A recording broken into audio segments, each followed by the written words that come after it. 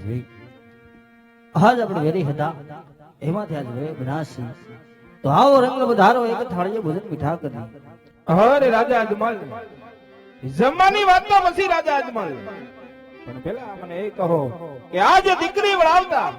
આજ તમારી આંખોની અંદર આંસુની ધાર છે વહી રહી છે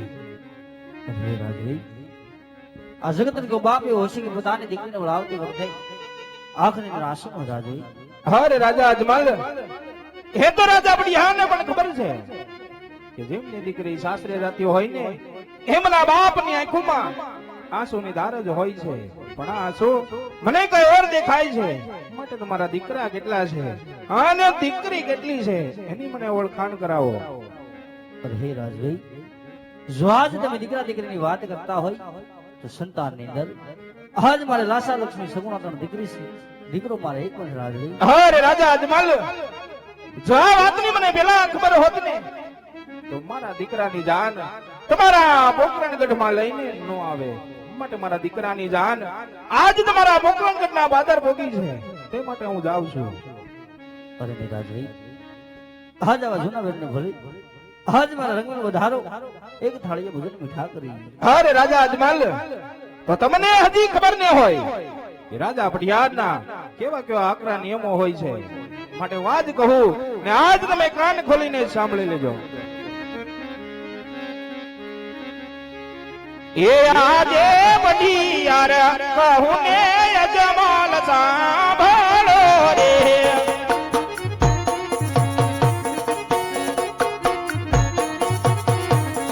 એ કરી દવ મારા દિલડાની વાત કરી દવ મારા રુદિયાની વાત બધી જ્યારે કહું ને અજમલ સાંભળો રે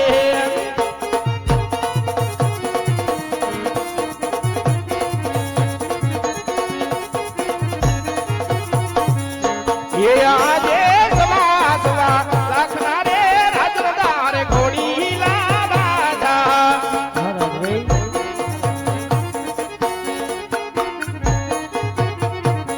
હે નથી તારે ઘોડી નાનો ખેલનાર નથી તારે ઘોડી નાનો યજમાન યમ તે કહીને યજમાન વાંધીયો યવદાર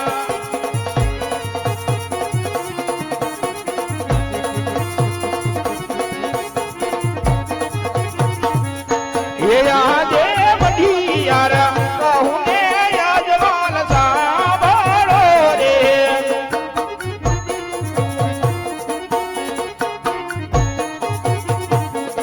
એ આજે હીરા રે માઢેલી રાજદાર ગાદીયું રે બસ કરો રાજવી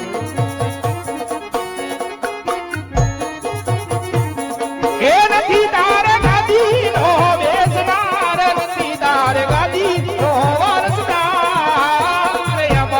એ કહીને યજમાન વાંધીયો યવદાર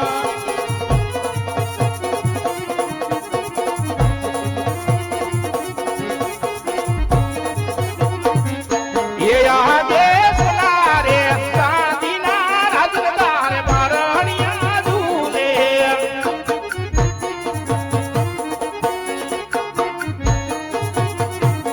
હે નથી તારે મારણિયાનો બોધનાર નથી તારે મારણિયાનો ઝૂલનાર યમ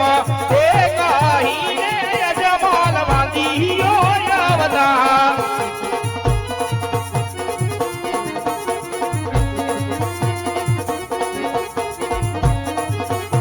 અરે રાજા અજમલ જ્યાં સુધી તમારા સતીના ઘેર પુત્રનું પારું ના બધાય ને ત્યાં સુધી મારા પિંગલગઢ છું પણ મારા પિંગલગઢના ઝાડ તમે જોતા નહીં અરે હે રાજા બડિયાર જ્યાં સુધી મારે સત્યને ખોળે પુત્ર લખી પાણી બંધાય ત્યાં સુધી પિંગના પાણી મને ગ્રાસ છે અરે ખમસ બાપી અજમલ તમને એમ હોય કે આજ મેં દીકરી વળાવી એટલે મારા વેર વળી ગયા અરે જો તમારે વેર લેવા હોય ને તો આવજો મારા પિંગલગઢના બાદર જય મા ભવાની અરે બધા રાજમાંથી તમારા રાજમાતાને બોલાવો ભલે હે આજે પરદાન બોલાવે રાજમાતા રે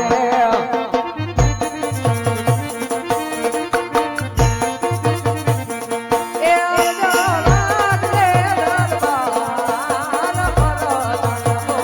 રે રાજ માતા આવજો રે.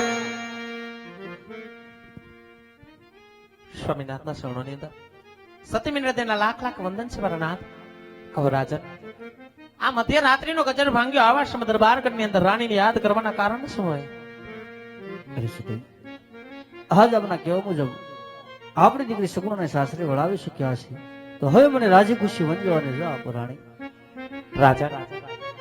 વિયોગની વાતો તો કઈ વેરાગીને શોભે. તમે જેવા રાજપૂતને નહીં અને કદાચ ભગવાનનું ભજન કરવું હોય ને તો રાજમહેલના ખૂણામાં બેહીને પણ કરી શકાય, એમાં વગડા પટકવાની જરૂર ન હોય. માટે હઠ રહેવા દ્યો, જીદ રહેવા દ્યો. કારણ કે આંખની અંદર આહુડા પણ હજી હુકાણા નથી ને તમે વગડાની વાટ માંડવાની વાત કરો છો. રાજન રહેવા દ્યો. વગડા તો તમને આજે નહીં જવા દઉં ને કાલે પણ નહીં જવા દઉં. અરે ની સતી, આજ આ વાઠ ન કરો, રાજી ખુશી વંજ જવાની રજા આપો રાણી. હા રાજા, અમે પણ વચને બંધાણા છે એટલે લાચાર થઈને ઊભા છે. વગડે તો તમને જરૂરથી વળવશું,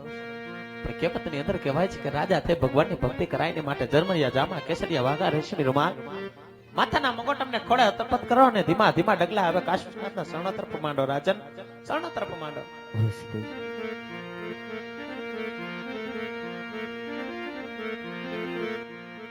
આવા માથા એમ ગઠ સતી રાણી તમને સોંપો.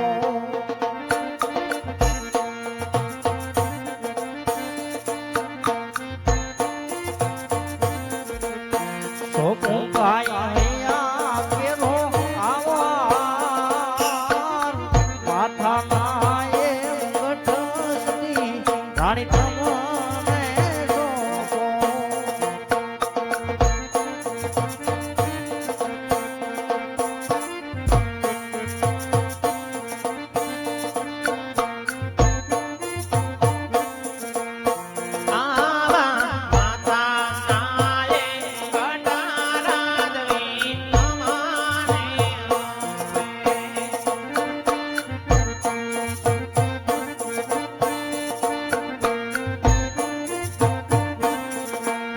સોંપી દીએ હૈયા કેરા ડોનાર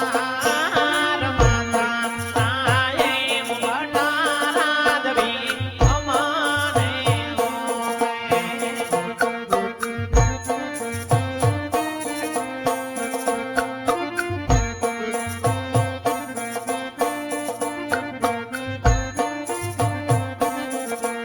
એ જાવી શિરોહી દલવાનું વિરલા તમને સોંપો.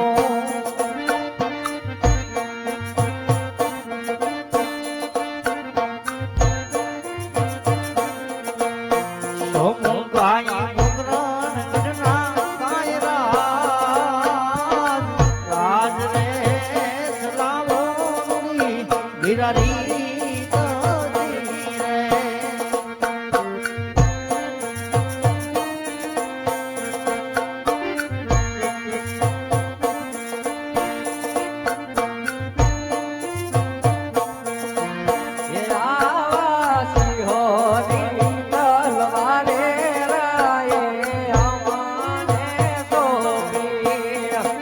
હવે બધા